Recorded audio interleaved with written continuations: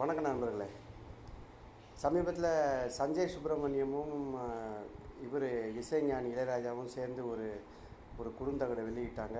ஐயா டிவி அவர்கள் வந்து அதை வந்து திறந்து வச்சார். ரொம்ப மகிழ்வான தருணம். அந்த வீடியோலாம் வைரல் ஆகிட்டு வருது, எல்லோரும் பார்க்குறாங்க. அதில் வந்து பேசும்போது ஒரு இன்ட்ராக்ஷன் வரும்போது இவர் வந்து அவரே ஒரு ஷட்ஜம் அப்படின்னு சஞ்சய் சொல்கிறாரு.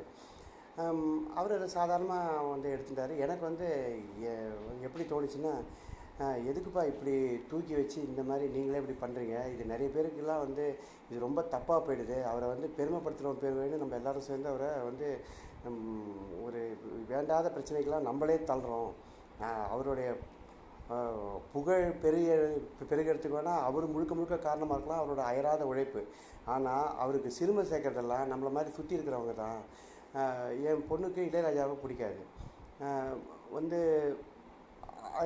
இது இது எப்படி வந்து நான் வந்து சூட்சமமாக புரிஞ்சுக்கிறேன் அப்படின்னா, ஒரு பல வருஷத்துக்கு முன்னாடி ஒரு ஃப்ரெண்டு வந்து தன்னோட டாட்டரோட பர்த்டே பார்ட்டிக்கு என்னை கூப்பிட்டுருந்தான். நாங்கள் பார்ட்டி அட்டன் பண்ணியிருந்தோம். அந்த குழந்தை கேக் வெட்டிச்சு. அப்போ எல்லோரும் அந்த குழந்தைய கொண்டாடிருந்தாங்க. ரொம்ப கொண்டாடவே அந்த அப்பாக்காரர் என் ஃப்ரெண்டு வந்து, ரொம்ப அவளை வந்து இது பண்ணாதீங்கப்பா, அப்புறம் ராத்திரி தூங்கவே மாட்டான், அட்டகாசம் பண்ணுவாள் அப்படின்னு சொன்னோன்னே எனக்கு அது அப்போ புரிஞ்சிக்க முடியல. அப்புறம் தான் அதை ரிலேட் பண்ண முடிஞ்சுது. எப்படின்னா, அது வந்து குஷியோட கொண்டாட்டத்தில் அதனால் அடங்க முடியல. இது வந்து சாதாரண மனித பிறவி எல்லாருக்குமே பொருந்தும். அது வந்து இசைஞானியும் விதிவிலக்கு இல்லாமல் இருக்கலாம். அதனால் வந்து நம்ம மக்கள் தானே சொல்லிட்டு சிலர் வந்து சாதாரணமாக வந்து முன்னுள்ள இருக்கிற இறைவன் தான் எங்கிட்டையும் இருக்கான், நீயும் இறைவன் நானும் இறைவன்ற தத்துவத்தில் பேசும்போது நீயும் அந்த அகங்காரமாக பேசலாமே அப்படின்ற இதில் இவர் வந்து அகஸ்மாத்தாக பேசுகிறத தப்பாக ஆணவம் கர்வம் இன்னும் திமிர்பார் அப்படிலாம் அவரை வந்து இது பண்ணி கழுவி ஊற்றிடுறாங்க. அந்த மாதிரி சில வீடியோவை பார்த்துட்டு சில தற்கூறிங்க வந்து அவர் ஒரு ராங் நோஷனை வந்து பெற்றுறாங்க. இதுங்க வந்து 77 இதுங்கெல்லாம் வந்து இதுங்களோட அப்பாவே வந்து 10 வயசில் தான் இருந்திருப்பான். ஸோ அப்போ எவ்வளோ பெரிய தற்கூறிங்க பாருங்க. ஃபுல்லாக ஒருத்தரை தெரிஞ்சிக்காமல் எனக்கு இது பிடிக்காது, அவரை பிடிக்காது, ஜெயகாந்தனை பிடிக்காது, இந்த லக்ஷ்மி அம்மாவை பிடிக்காது, எனக்கு வந்து ஜானகி அம்மாவை பிடிக்கும்.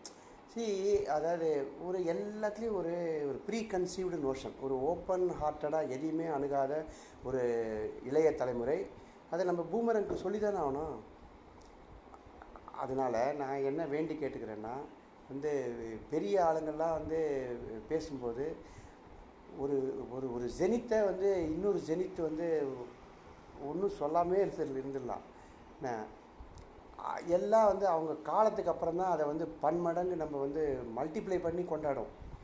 இது வந்து ஒரு மொசார்ட், இதே ஐரோப்பிய நாடாதுன்னா இந்த நேரத்துக்கு வந்து அவர் வீட்டு வாசலில் என்றைக்கும் 1000 பேர்